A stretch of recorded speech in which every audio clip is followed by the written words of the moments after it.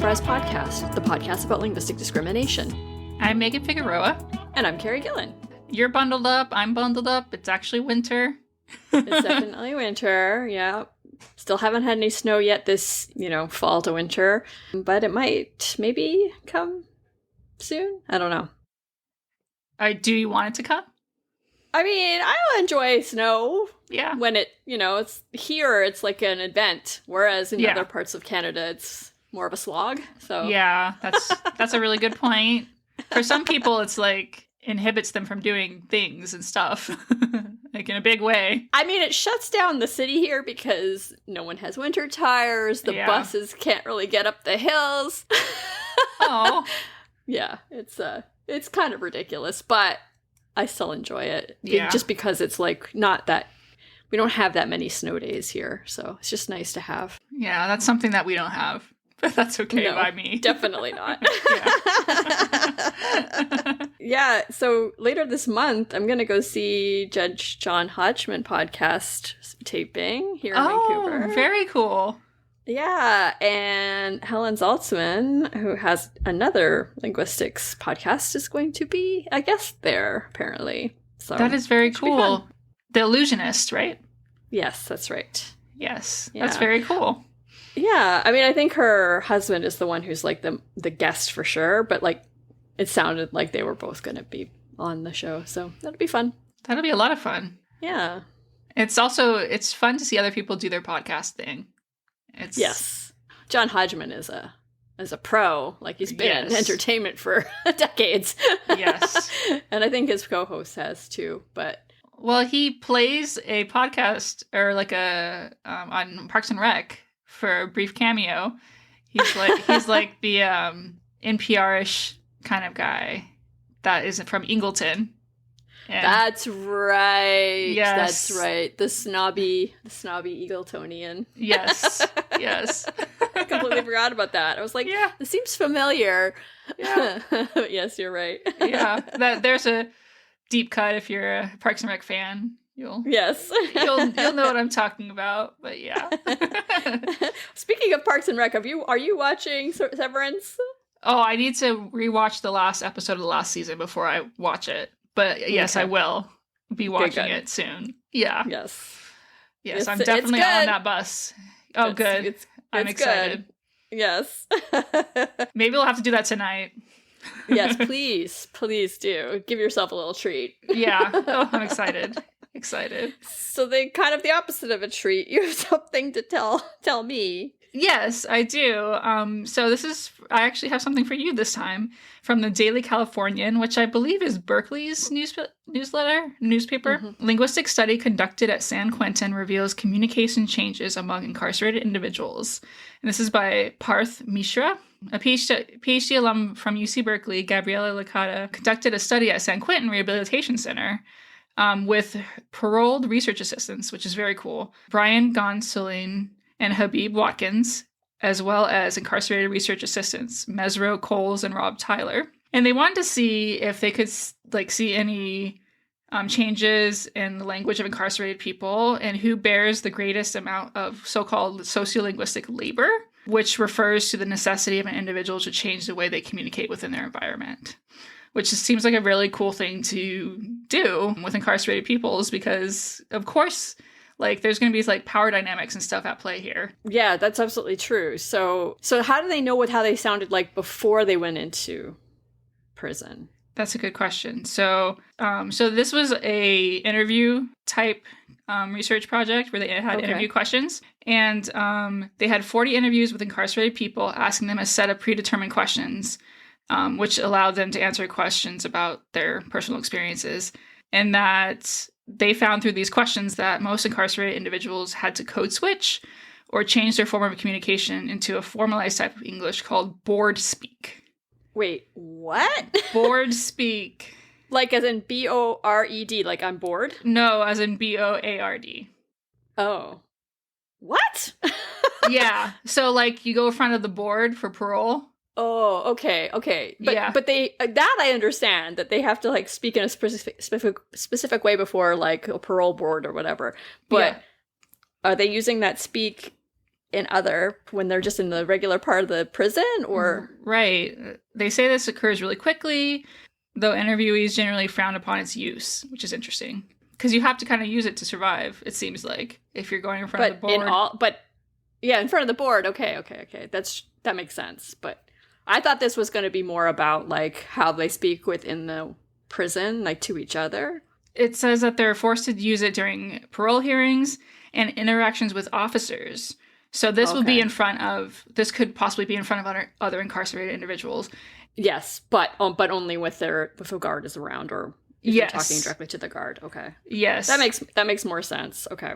Some of the people in the interviews said this way of speaking was inauthentic and embarrassing. I mean, inauthentic makes sense. Yeah. Embarrassing is interesting because, like, you know why you're doing it, so it shouldn't feel embarrassing exactly, but more just like irritating. Well, it's so irritating because, like, your lives are on the line here when you talk to officers or you're in front of parole boards, that you have to change the way you speak. It's just, I mean, that doesn't feel good. That doesn't, to know that the way that you speak isn't quote unquote good enough to kind of get you out of trouble. Yeah, because of the way it's going to be perceived. It's going to be perceived as not formal enough, I'm guessing. Yeah, exactly. And you have to be very formal, particularly in front of a parole board, just because of the way it's all very formalized and set up. Yep. But it's interesting they have to do it in front of the guards, too, just because, like, that's still a lot less formal. Here might be an explanation. So Licata said, if an incarcerated individual is misunderstood and there's no means carried out to understand them, the solution for penal authorities is to write them up. That affects their parole. That affects a lot of things for them. Mm-hmm. So, I mean, I just wonder how many times this happens where the guards or the authorities don't understand a certain incarcerated individual. Yeah, I'm sure it happens somewhat regularly. So they have to be very careful here because they can get written up, apparently, for being misunderstood, which is horrifying. Like, what can't you get written up for then at that point? Yeah. Yes. Yeah. Whenever there's a miscommunication, I could see, like, the guards being like, "Oh, you're admitting to this, even though you're not." Just because I know, like, different varieties of English are just so different. I can see how it could happen without anyone being malicious, and then you put on top of that people being malicious, and yeah, a nightmare. Yeah, it's a nightmare. But this research is really cool because it lets incarcerated individuals with a lived experiences actually, like, lead the research. Yeah, no, it's great. That's like it shouldn't be unique, but it feels very unique. It does feel unique. At least for prisons. Exactly. I was going to say for prisons particularly, it feels very unique. So I think that was really cool, and yeah, thought I'd share. I definitely want to learn more. Like, I'm also interested to know, like, do people change around, like, each other, like the prisoners around the other prisoners? Yeah. I'm assuming the answer is yes for some people. Right. But yeah, board speak. Ugh. Yeah, I know. It's not really surprising. It's really not surprising. Because, you have to, like, say things in a certain way, like, not even just changing your, like grammatical features or anything, or your vocabulary. You definitely have to change your vocabulary, right? Yes. But you also have to, like, talk in a particular way, showing remorse in the right way. You know what I mean? Yep, absolutely. Anyway. Yep, you gotta do it the right way. The quote-unquote right way. Which sometimes that means people who are actually kind of nefarious. Yes. get paroled earlier than people who might actually be sincerely upset. But anyways. Yeah. Yeah, very interesting. Yeah. And we have an interesting episode too today with a Berkeley professor. So, yeah, there's a Berkeley connection, so that's kind of cool. Yeah, and I'm really excited about this one. He's also a friend of mine, so it was fun to interview. It's always fun to have friends on. Yes, it is. Yeah, and it's definitely always very interesting. I mean, we haven't had anyone on to talk about Arabic yet, and we've been meaning to for a long time. We have for years. For years. So we finally did it. 2025. Well, I guess that's one good thing about 2025. It's been kind of a weird, rough year already. It's been a rough one. It's been a rough one. Can't believe it's not February yet. I don't know that's going to be any better, but... That's true. Not here, not in the States. We're filming, or we're taping... Filming, taping. What genre, medium am I am right now? We're recording this a day before Donald Trump becomes our president. So yeah, and then LA's on fire, and I know at least one person who lost their house and their car in the fire. That's terrible. Yeah, and of course there's many more who've been affected. Yep. Thinking of y'all. Yeah, definitely. And before we get to our interview, we have two people to thank. Yes. For becoming patrons of ours. Stacy Amling. Yay, thank you, Stacy. And I am really apologetic. I'm not sure how to pronounce this name. Schnade Saintl, maybe? Schnade. Well, thank you so much, and we're sorry if we mispronounced your name. I almost guarantee that I did. Yeah. Anyway, enjoy.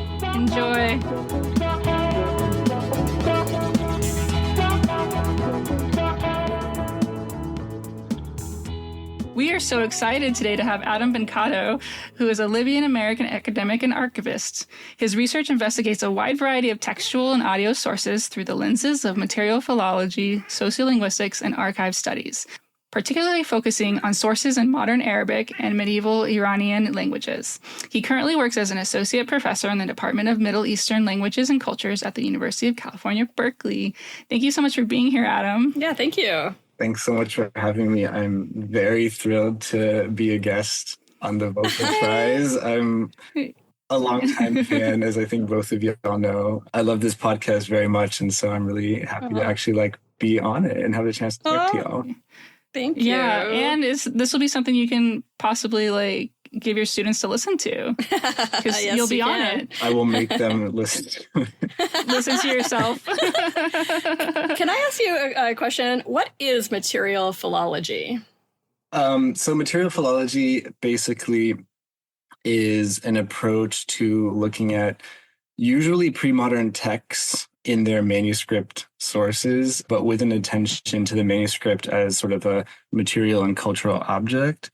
And so not just looking at how do we reconstruct an archetype based on 10 different manuscripts? How do we reconstruct the sort of original text? But looking at for example, one manuscript in particular and trying to understand the social context that it was created in. How do people create the physical object? Why is it decorated the way it is? And how does that relate to the text that is written in it? Okay, very cool. Yeah, that's awesome. Yeah, thanks for asking, because I was just going to pretend like I knew what that was and just move on. Well, I mean, even if I knew, which I definitely did not, what about our listeners? Yeah. What about your co-host? You never know. Oh, my goodness. Okay, well, can you tell us a little bit about the history of Arabic? Yeah, so maybe I'll start with a little bit of a brief basic facts. Yeah. It's one of I think it's in the top 5 of languages in the world with the most number of speakers. It's extremely widespread, and Arabic is a Semitic language, which means that it's related to languages like Hebrew and Aramaic, but also to the Ethiopic languages like Amharic and Tigrinya, and to ancient languages like Akkadian. So Arabic starts being attested in a bunch of kind of dialectal varieties in writing in the first couple centuries of the Common Era, in more or less the northern part of the Arabian Peninsula and the Levant. And so it sort of emerges out of this Semitic kind of dialect continuum where Semitic languages are basically spoken across sort of late antique Levant and Mesopotamia and the Arabian Peninsula, and obviously all the way down into Ethiopia. But where Arabic really sort of gets going is with the emergence of Islam in the 7th century.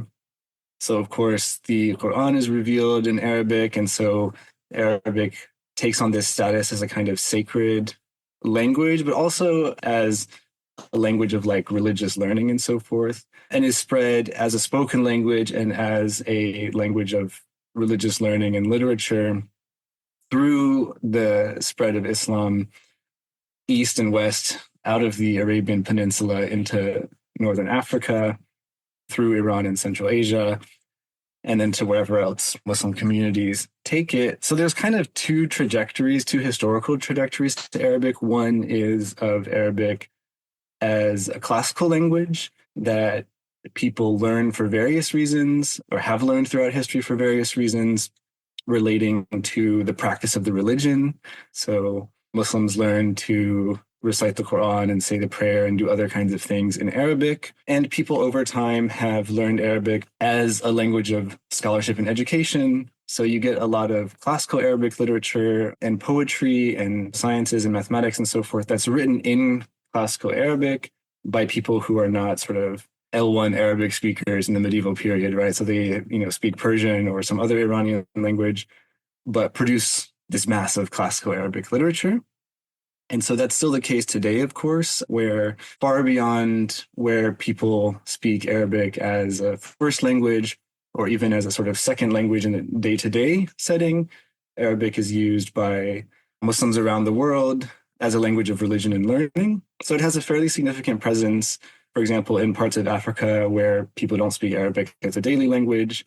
Likewise, in Central and South and Southeast Asia, where people don't speak Arabic as a daily language, or even in Iran. So it sort of functions in this kind of like classical learned language way.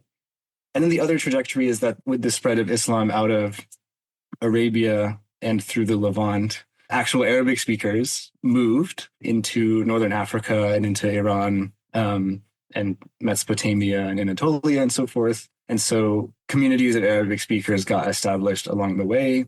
And so you have this kind of second trajectory of people speaking different Arabic varieties as a sort of primary language or as sort of trying to avoid saying the word native language, because it's also the case that people are perfectly bilingual in Arabic and it is an important language for those communities, but it's not the only native language that they have. So you have basically the emergence of all of these very diverse Arabic dialects across this huge swath of space from Morocco all the way into Iran and Central Asia.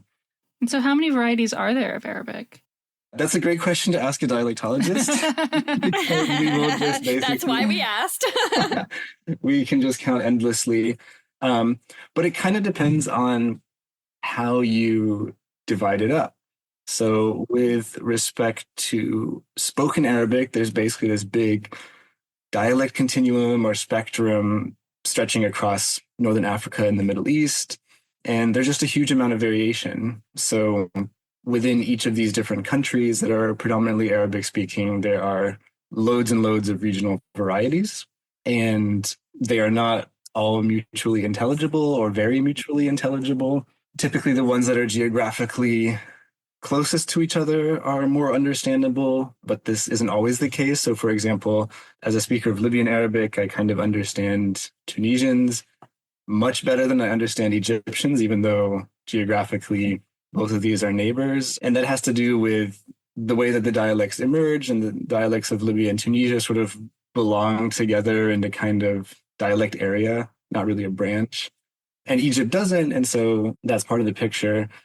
But there's also various reasons that speakers of Arabic in close physical proximity have very divergent dialects. So in places where there are Arabic-speaking, or there were Arabic-speaking Jewish communities, like in Northern Africa, or Arabic-speaking Christian communities, like in Iraq and Syria, for various reasons, those communities, while even living in the same urban area, would have very distinct dialects, distinct to the point of having presumably a kind of lowish mutual intelligibility, but speakers from one of those religious minority communities sort of being bi-dialectal and being able to shift into, say, the Muslim Arabic of the place that they're in when they're out and about, and then using their own kind of variety at home or within their own community.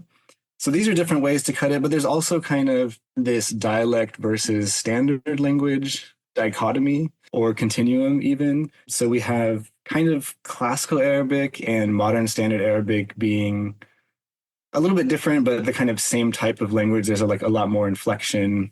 There's a kind of different kind of morphology. And classical and modern standard Arabic are varieties that nobody speaks natively, but that people learn and can actually speak pretty fluently depending on their training. These days, standard Arabic is the variety that's used like in print media for the most part, although the dialect media is increasingly kind of becoming a thing. But also people like news anchors are sort of trained to speak in, or religious scholars are sort of trained to speak in standard Arabic and can do so actually with a great amount of fluency. But that's not the language of everyday people, although it has a very high prestige. So there's also this question of kind of the way people view the dialects is often, there's this internalized view of the dialects as a kind of like corrupt version of standard Arabic or lacking a grammar, that kind of thing. And so this kind of actually even comes about in the way that people name these different varieties. So standard Arabic is often referred to as Fusha, which means most eloquent. So al-Arabiya al-Fusha is the most eloquent Arabic, literally. That's how the standard language is called. And people will talk about the dialects as being, for example, Amiya, which means like common, in the sense of the common people. And very often when you're talking about language and you say Arabi, meaning Arabic, or Arabiya, people assume that you mean standard Arabic and not dialects because the dialects are not Arabic, right? In that way. So there's kind of this, and of course this comes along with like class and education, people's ability to actually use standard Arabic. So there's sort of some built-in kind of assumptions about that as well. But it is very much something that one has to be trained in to produce well, or even to sort of read well. So it very much is a question of education and not just of kind of basic level of exposure or something like that. So do they teach it in schools, like for like yes, young definitely. children? So in the Arabic speaking world, and very often in Muslim communities where Arabic is not the main language, it is used in like school materials are taught sort of in standard Arabic. The teacher might be actually explaining things in dialect, but the materials are in standard Arabic, the literature, everything else. Yeah. There's some other ways to kind of figure out how many varieties there are too. So there's also kind of question of national varieties.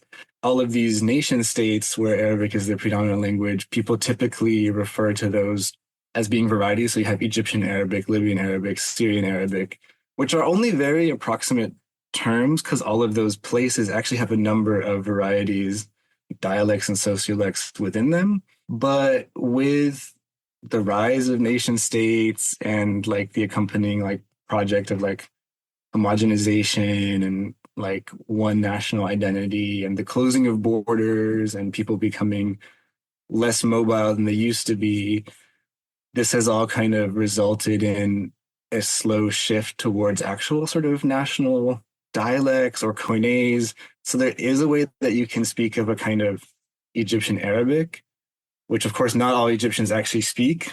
And to a large extent depends on whatever the kind of most prominent or salient or prestigious variety of that country is. So in the case of Egypt, it's the variety of Cairo.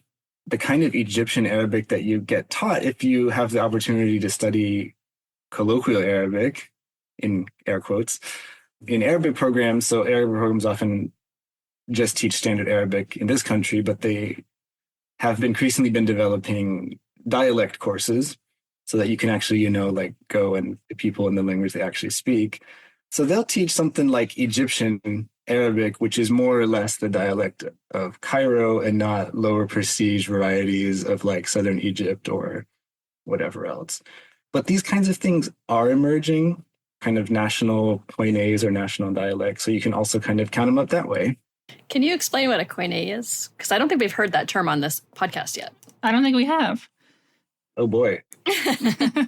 So my understanding of a koine is something that's more or less kind of like an averaging out of different input varieties. Usually this is like because of social context. So a bunch of people like say moved to a place and they bring their different dialects, and over time the different features of these different dialects are kind of like negotiated into kind of like an average dialect that has some of all these bits, but is pretty close to all of them, but distinct from all of them. So this is a term that's common in Arabic linguistics, I guess. Maybe not in all linguistics, of course. Yeah, no, I mean, I've seen it before, but yeah, I've just never used it or thought about what it actually meant. I just tried to figure out from context. And that was a very good explanation because it was not what I had figured out from context. Oh, what did you figure out from context? That might also be great. I guess I just thought it was like some kind of like variety, a special variety, but I couldn't figure out like what was actually like this sort of mixing or melting pot or whatever version of it. Never would have crossed my mind. And that's an interesting phenomenon.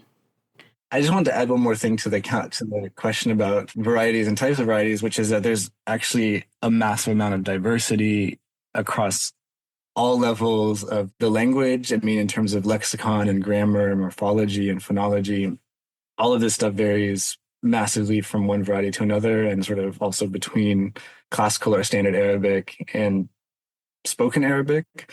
So it comes across as pretty daunting, but this is also a language that has been spoken in a huge geographical area for 1,500 years, roughly. So you, of course, are going to expect a lot of variation. And then, of course, that brings up the question of like, is it a singular language? Which is like a super political question. Like on the ground, it's sort of obvious in a subconscious way to a lot of speakers that it's like not, because you go to places and you meet other Arabs who also speak Arabic and you can't understand them, or you can sort of only understand them with like a lot of negotiation. So I have a friend here who's Lebanese and we speak Arabic together, and she had never really heard much Libyan Arabic before. And so there's like a lot of like, oh, is that what you say for this? Or like, oh, is that what we pronounce this way? Just in the course of a regular conversation. I think this feels like a Mythbusters moment, because I feel like a lot of people are like, well, Arabic is Arabic, right? You can just, if you speak Arabic, you can understand someone else speaking Arabic, but that's not necessarily the case here. I mean, it's a little bit true in English. It's just that we don't normally get exposed to as many different, like the closest experience for me, actually, I guess I had two of these kinds of experiences. Visited some family in Glasgow, and I could not understand my great uncle or cousin or whatever he was, like at all. But his wife I could, and they were from the same neighborhood. Mm-hmm. And then in Newfoundland, sometimes I couldn't understand some of the people there. Mostly yes, but there would just be like a few people that I was just like, oh, is this English? And it was. Anyway. Isn't Glasgow like a famously kind of distinct variety of English? Yes, yeah, it is. It's especially my cousins or whatever his relationship to me was. Certain people in Glasgow, I think most people in North America can understand, but like certain working class varieties, that would be harder, I think. Anyway, let's talk about politics now. So why is Arabic stigmatized in most of or all of the West? Yeah, that's a great question. It definitely has to do, especially in this country, but also in Europe, with recent politics, particularly with wars mostly conducted by Western countries in the Middle East, and the resulting association of Arabs with terrorism and violence, and also this sort of conflation of Arabs and Islam as being conservative religion or religion of violence, and those kind of discourses. I think, as many people have talked about in episodes of the Vocal Fries, there's these processes of sort of racialization that happens of a particular group of people that are stigmatized for various reasons, and that gets sort of transferred onto the language, and the language kind of becomes this marker of terrorism, right, or of violence or whatever. So obviously, it probably goes without saying, but the two Iraq wars, 9/11, the past 20 years of like American-led violence in the Middle East and North Africa, and like a very prominent discourse in the media about that region. And so sort of purely by association, and also because of its like general incomprehensibility and people's fear of not understanding. So of course, I'm sure that on your social media, you've come across instances of people like in airports saying very normal, regular, everyday things in Arabic, and that getting reported, or those people getting harassed, or police coming, or whatever it is. And what they said was something, they were just on the phone saying something completely normal, right, and non-threatening. But the use of the language itself is enough to be threatening. It's kind of interesting too, because I feel like over my lifetime, there's become an increased awareness of the identity of Arabs and what the Arabic language is and who uses it and what it signifies about who you are and sort of how you come across. There's also kind of what just crossed my mind was there's also this association of like the Arabic language as sounding harsh or sounding angry. And I'm sure some of that is like auditory perception, like consonants like kh and so forth, that English doesn't really have. But I think it's a lot of it is transferred from people's ideas about like who Arabs or Muslims are to the language they speak must be like a harsh sounding language, which is really different from my experience because there's some Arabic varieties to me that sound very sort of elegant and smooth and other ones that sound kind of like strange and not that pretty. And it's like just within Arabic, there's all these different perceptions of the varieties that people speak. But I just remember like growing up in the 90s and stuff and people not really knowing like what Arabic is or what an Arab is or what any of the countries are. And that awareness like kind of just increasing in the population around me, mostly like not in a good way as time has gone on. Yeah, I definitely remember this shift post 9/11 because I took Arabic for a couple of years in university pre 9/11. And it just seemed, Oh, wow. you know, like a totally normal, interesting thing to do. But after that, I think it would have been interpreted. So, oh, you want to be an interpreter or something, you know, like you would have want to work for like the Canadian equivalent of the CIA or something. And like, no, that was never, it never would have crossed my mind in the first place. But then also it didn't have that association. I'm sure a large part of people who took Arabic in the 90s were like language nerds or like doing Yeah. Islamic studies or Yeah, I something was like just that. in linguistics. I was just a language nerd. Yeah. And my Totally. professor happened to have also taught my mother because he was also like, I think she took religious studies with him or something. Anyway, he remembered her. I was like, what? That's wild. I know. He was great. I really loved that class. It was a lot of fun. It is true that in Arabic instruction increased a lot in this country after 9/11 and the start of the invasion of Iraq.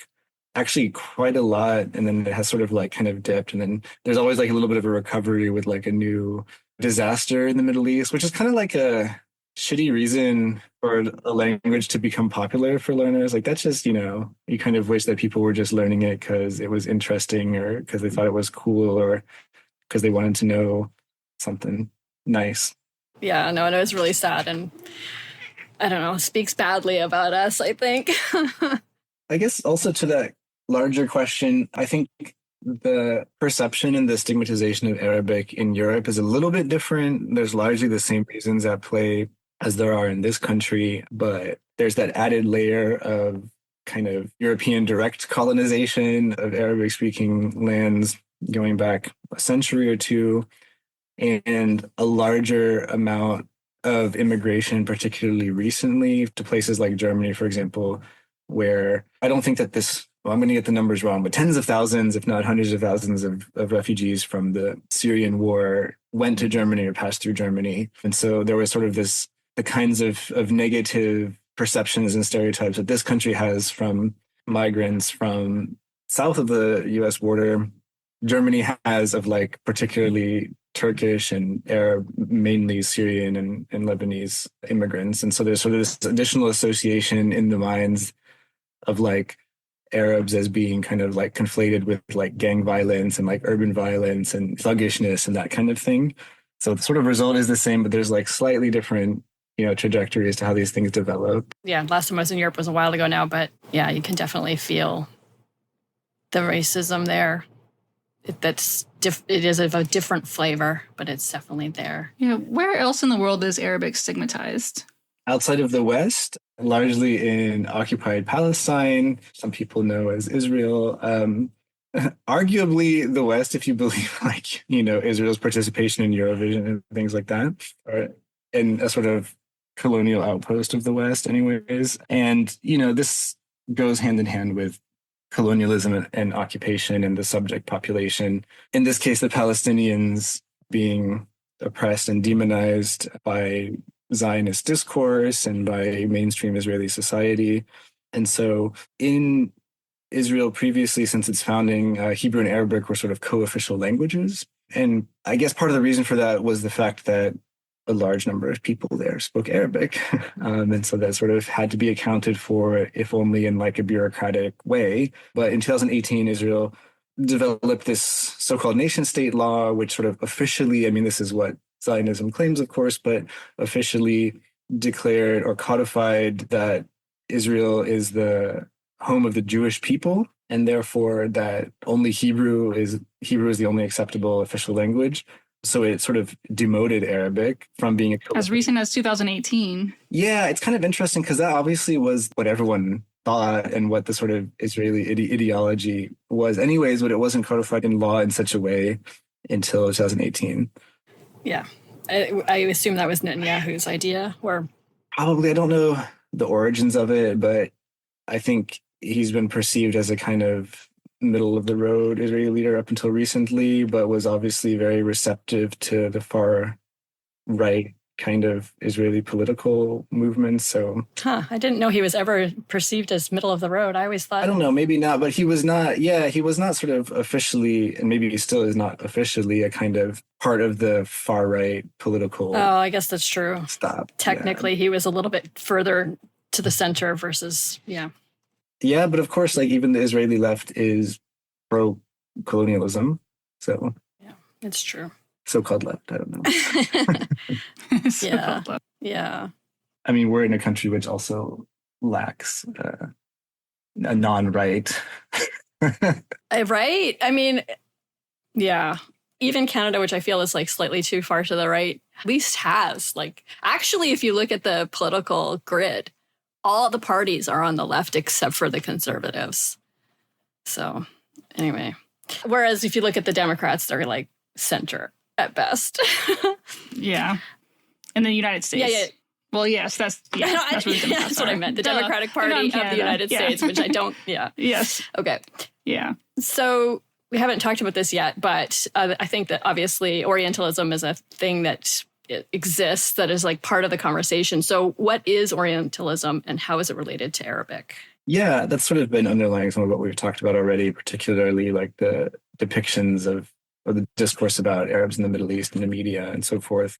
So Orientalism is kind of, especially in its common usage, is a kind of shorthand for like a stereotypical or offensive representation of Eastern, quote unquote, like Middle East, North African, South Asian, East Asian, even cultures. So people will see something and be like, oh, that's Orientalist. Or, oh, isn't that Aladdin, like a little bit Orientalist or a lot bit, and there's like that meme. I don't know what you see. I don't actually know what the origin of that meme is. It's like a sort of white man, like picking up a phone and then the phone says like Edward Said on it. And then people are like, but that's sort of the common usage. But I think as a critique and as a term that's critical of something, it goes back to this formulation by Edward Said, who was a Palestinian academic, primarily a scholar of literature at Columbia University, who wrote a famous book called Orientalism, which kind of shat on the negative ways that people were studying the Orient up until then. And the people who were shat upon by it were not happy, still aren't actually, which is hilarious. But in his formulation of Orientalism, it means several things. One of them is kind of what anybody who like teaches or writes about or researches the Orient does. And obviously defining the Orient is both critical to like Orientalism, but also very broad because the kinds of blanket statements and depictions and stereotypes that exist are not specific, and they are actually meant to sort of categorize this whole part of the world as being fundamentally like the same.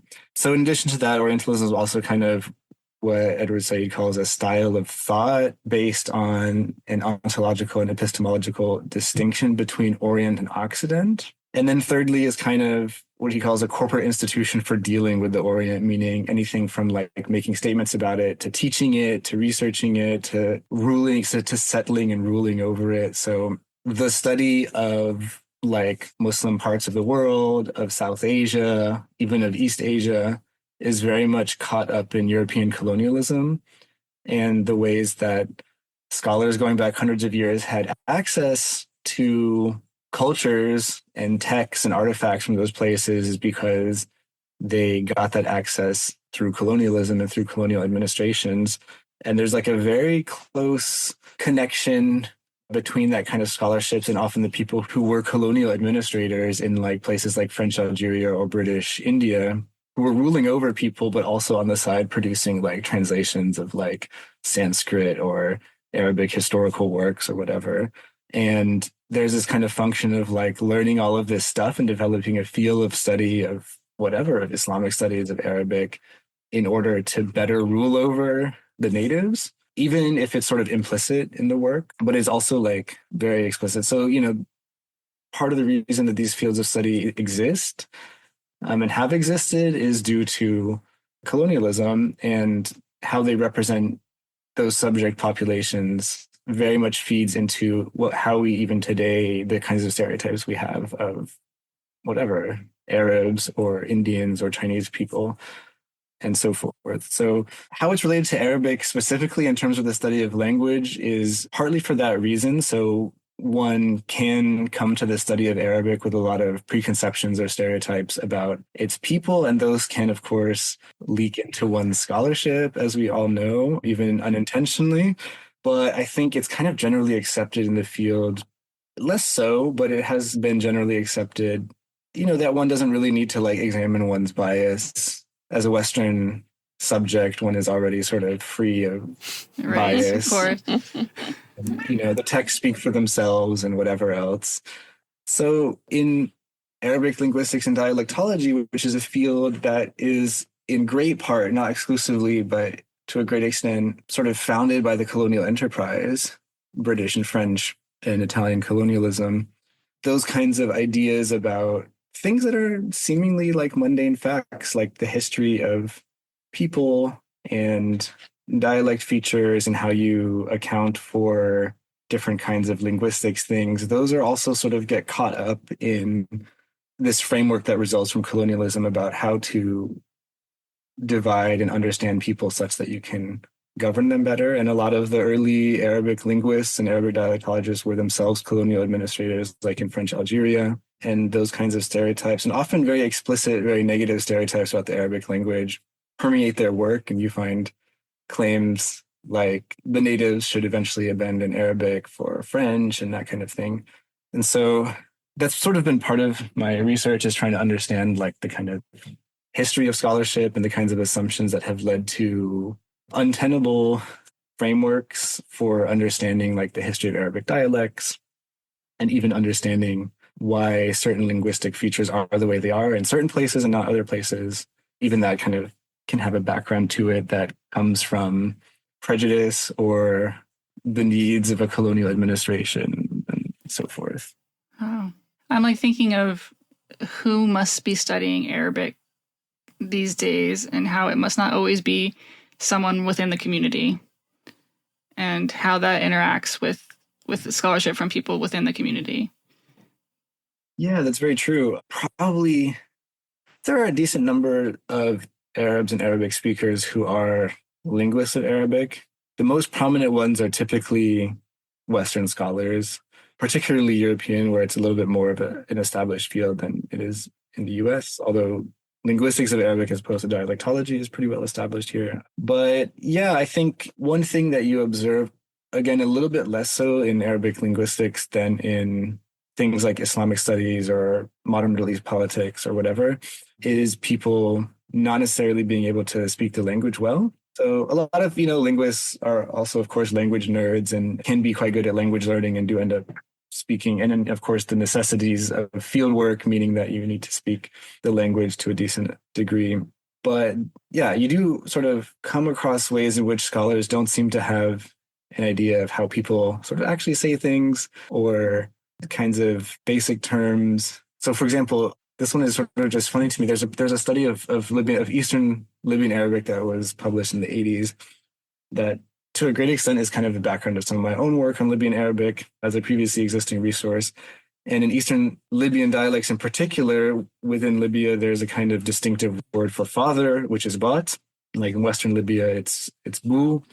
And in this work, which is a book-length grammar of Eastern Libyan varieties, he doesn't once mention this extremely distinctive Eastern Libyan word. It's so distinctive that, so my father's from Benghazi, and the kind of Arabic that I speak is predominantly a Benghazi variety. And so when I go to Tripoli in the west of Libya and I say Bati, meaning my father, they immediately, anybody is just like, oh, you're from the East. Like, is that obvious? And then it's nowhere in this book. And I'm like, okay, but how did you spend a year doing field work there and not, but on a different level, one thing that I've done research on is the origin of dialects, particularly in Northern Africa, the sort of, I guess, historiography of the origin of dialects and how Arabic speakers migrated to Northern Africa and why that results in a particular distribution of dialects. And there's a certain narrative built into the literature that very much was part of French colonial administration. And then when you go to actual communities and ask about what their own sort of origin story is about where that community comes from, they have a completely different sort of narrative migration that doesn't necessarily accord well with linguistic facts, in air quotes, as we understand them, but also not with the sort of narrative and scholarship. It's just its own narrative, and that's completely fine and has a particular value for how that community understands itself. But it plays no role in how people have tried to understand the history of those dialects, right? Yeah, that's interesting. Yeah, it should play some kind of role. In my experience, like all the people I know that have ever like worked on Arabic have been speakers of a variety of Arabic because there were just so many students at ASU. And like I would read their work, so I would see all their references, and it was a lot of Arab names. So I'm glad that it's like shifting or has shifted. It's not just a bunch of white dudes anymore. Yeah, there are definitely a number of great linguists of Arabic who are Arabs and are like L1 speakers of Arabic or heritage speakers of Arabic, like myself. And so that is shifting. And it's also kind of a question of access to, which is also kind of like a colonial framework in a way. But like, since Americans can't typically go to a lot of countries that are Arabic speaking these days, it's easier for people who are sort of already from there or have a passport or have extensive like family and diaspora connections to do that research and meet the speakers and be involved in those communities. And that kind of is just like a default thing that's happening because of political situations, but is also kind of good for people with pre-existing connections to those places.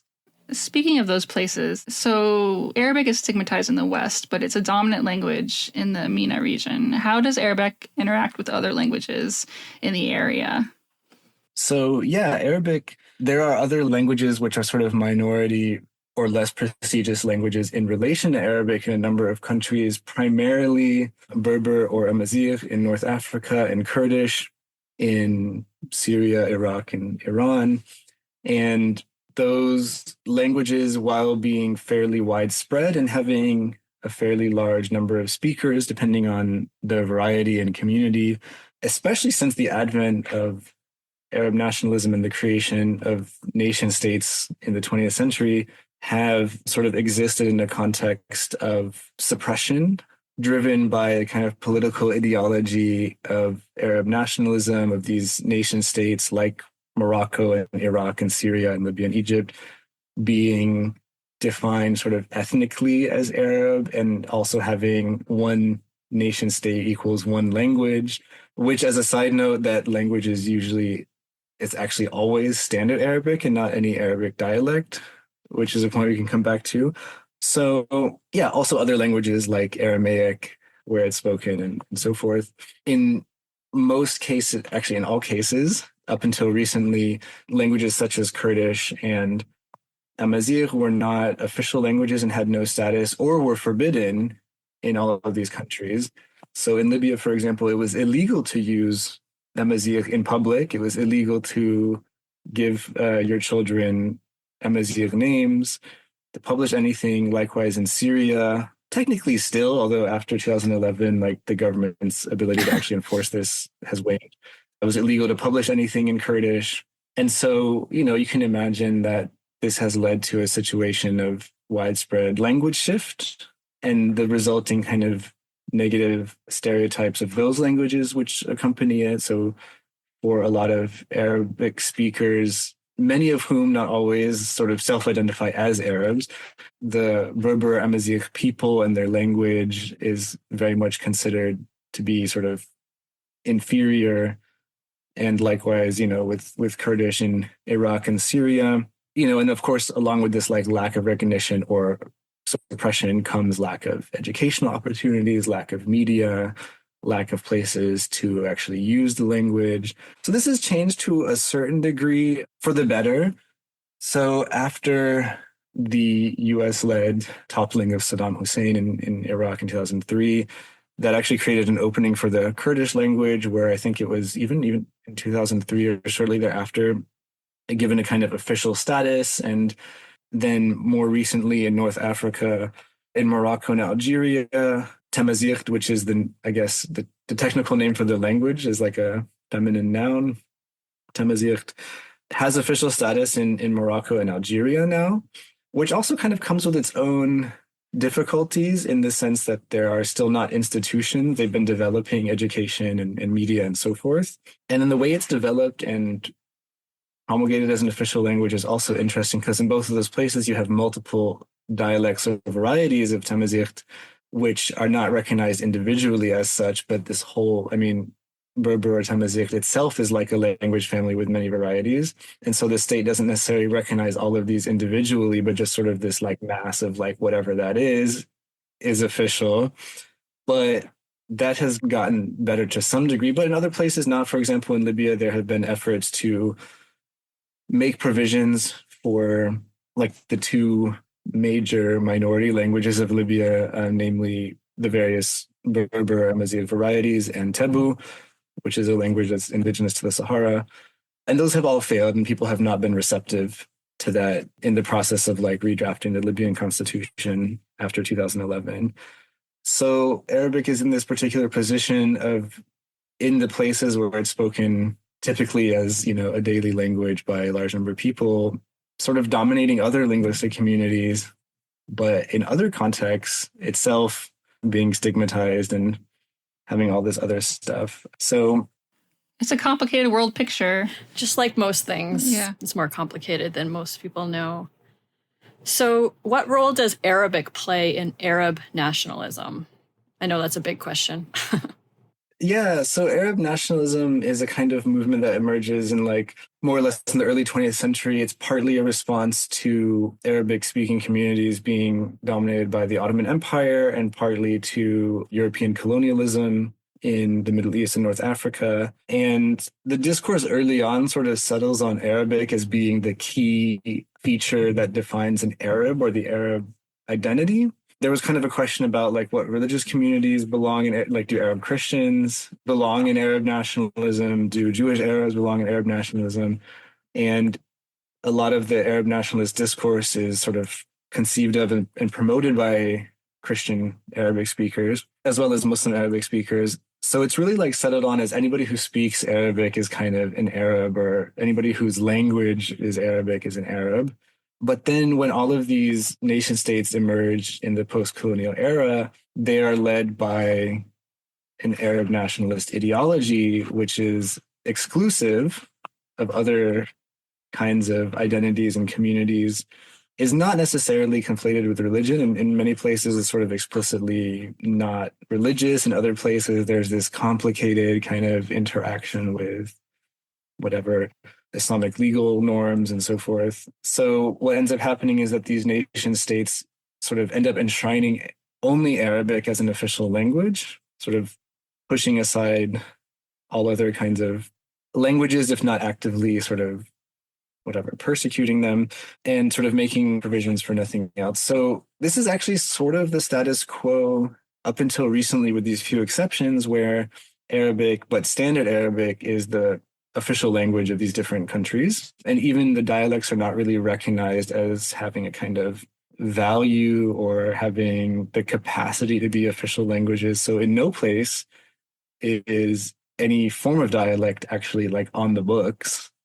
The only kind of nod toward this that was made was like, I think in 2014 in Tunisia, the Tunisian constitution was released in 3 languages, in standard Arabic and in French and in a Tunisian Arabic version. As far as I know, Tunisian Arabic as a sort of dialect or a spoken variety doesn't actually have any kind of official status. So there's this weird way in which like the close association of Arabic with Arab nationalism like also erases the actual language, which everybody speaks every day, which is whatever their variety of spoken Arabic. Yeah, it's kind of ironic, but also that's just how humans are, I feel. Yeah, nationalism, it's not good for anyone. No. It's really not. It's really not. No. Yeah.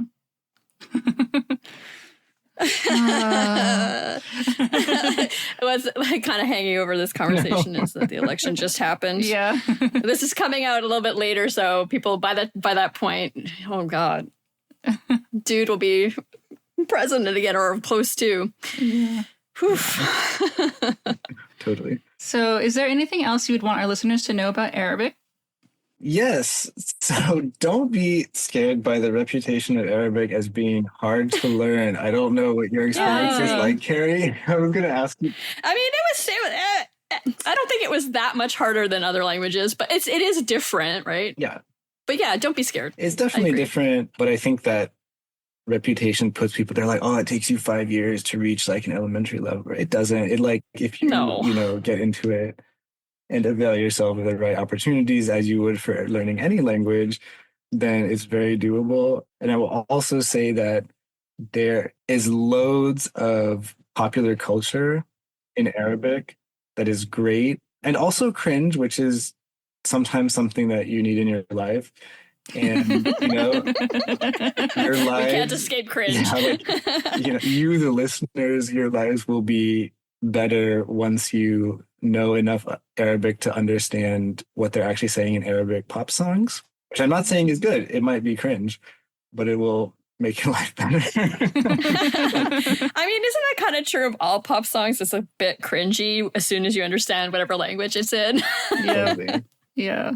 Yeah, great way to end our conversation. I really appreciate you coming on the show and teaching me so much.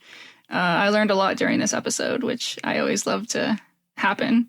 So I appreciate you. Yeah. That's great. I'm Thank you. Really grateful to y'all for having me on, and it's been fun. I'm always up for talking about Arabic in any capacity. Yeah. Well, I'm glad that you did it on our show. Yeah, I'm also glad we finally got a chance to actually talk about Arabic in any meaningful way. Yes. So. Yeah. It's been what, 7 years that we've been doing the show?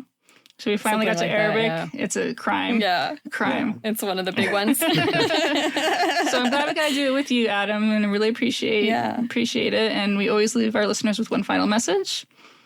Don't be an asshole. Don't be an asshole. Oh, how would you say it in Arabic? So funnily enough, in Arabic, sort of like the word for donkey also kind of means like jerk. So you would say matkunsh hamar or matkunish hamara. It's masculine or feminine. So awesome. Perfect. Oh, I love that. Thank you so much. Thank you so much. The Vocal Fries podcast is produced by me, Carrie Gillen, theme music by Nick Granum. You can find us on Tumblr, Twitter, Facebook, and Instagram at Vocal Fries Pod. You can email us at vocalfriespod@gmail.com, and our website is vocalfriespod.com.